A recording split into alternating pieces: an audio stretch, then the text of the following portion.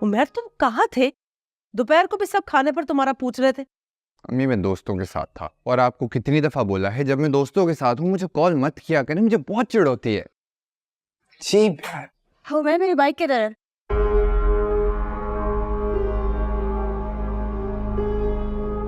मैं तुमसे कुछ पूछ रही हूँ, मेरी बाइक किधर है? मुझे पता है तुमने ही गायब की है। गायब? गायब नहीं की है, बेचती है। क्या? तुमने मेरी बाइक बेच दी? तुम्हारा दिमाग तो ठीक है? क्या हो गया? इसमें इतना गुस्सा करने वाली आखिर कौन सी बात है? तुम्हारी फीस भरने के लिए हमारे पास पैसे नहीं थे, इसलिए बेच दी। नुमानी जान, आपको पता है मैंने कितनी मुश्किल से पैसे जमा करके बाइक ली थी। हाँ तो तुमने कौन सा अपने जाती पैसे जमा किए थे? वो पैसे भी तुम्हारे मामू देते थे ना कि तुम पत्थर तोड़ा करती थी वो पैसे कमाने के लिए। तुम्हारी फीस देने के लिए नहीं थे पैसे, अभी बताया, इसलिए बेच दी बाइक। अब वो पैसे लग भी तो तुम पर ही रहे ना, तुम्हारी पढ़ाई पर। बढ़िया।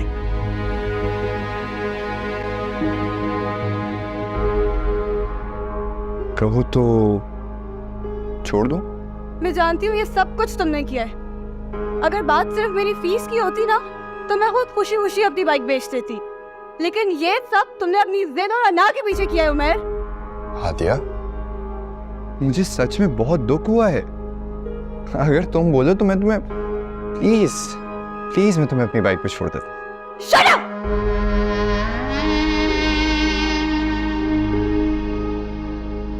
निकल गई ना सारी अकड़, बाइक चला। अब आप जिंदा होते ना, किसी की मजाल नहीं थी कि वो मेरे साथ इस तरह करे। बेटा तुम ऐसा क्यों सोचती हो? अगर तुम्हारे माँ बाप जिंदा नहीं हैं तो क्या हुआ मेरा बच्चा, मैं हूं ना, मैं खुद बात करूंगी आसिम से। रहने दे नानो, कोई फायदा नहीं है मामू से बात करने का। ये सब उमर ने जानबूझ कर किया है। उसे वैसे ही मेरा बाइक चलाना अच्छा नहीं लगता था, पता नहीं क्या तकलीफ थी उसे।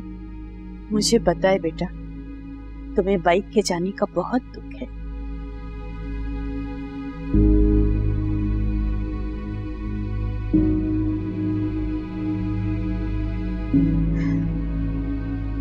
चलो बेटा। ये किस लिए नानू? बेटा इन्हें बेच के ना तुम बाइक ले लेना, इतने पैसों में तो बाइक आ ही जाएगी।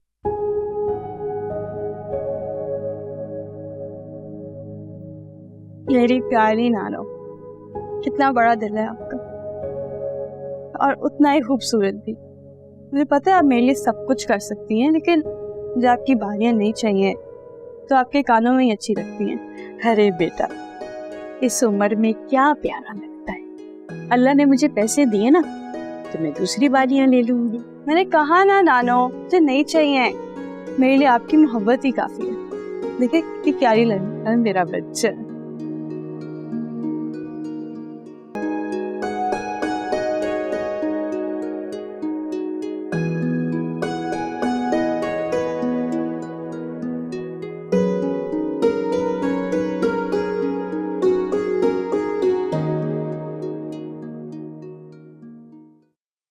अम्मा जी कहीं जा रही हैं?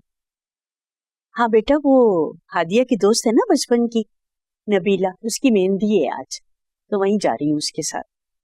अम्मा ये मेहंदी जैसी फजूल रस्मों में जाकर वक्त क्यों बर्बाद कर रही हैं? बेहतर ये नहीं कि आप सिर्फ बारात में जाए। और वैसे भी आप देखें ना, आजकल कितनी महंगाई हुई है, पेट्रोल की कीमतें आसमानों को छू रही हैं, और ये रिक्शे वाले ये तो अपने मुंह मांगे दाम ही मांगते हैं। देखो शहनाज, तुम्हें तो पता है ना, नबीला हादिया की बचपन की दोस्त है, दोनों का हर वक्त का साथ है।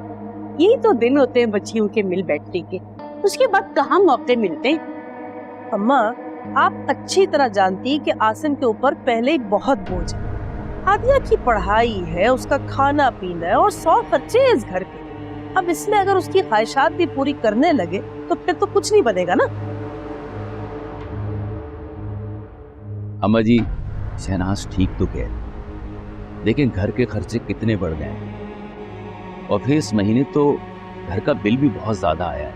फिर आपकी दवाइयाँ, राशन, महंगाई कितनी बढ़ गई है। छोड़ें, कोई जाना जरूरी तो नहीं है। और फिर वो हमारे कौन से सगे रिश्तेदार हैं। देख रही हूं, सब देख रही हूं। मेरी बच्ची, तुम दोनों पे ना बोझ बनती जा रही। पहले उसके इतने साल जाया हो गए हैं और अब इस घर में हर रोज एक नया बवाल खड़ा हो जाता है। अम्मा, गलत बात तो मत कीजिएगा आप मेरे सामने। आसिम ने आज तक सिर्फ आपकी नवासी के नहीं, आपकी बेटी के भी सारे खर्चे उठाए। अगर कभी उसे बोझ समझा होता ना तो कब का सर से उतार कर फेंक दिया होता जो। अरे छोड़ो शहनाज, इनसे बहस करने का कोई फायदा तो है नहीं। हद होती है वैसे, गलतियां करे इनकी बेटी और भुगते हम।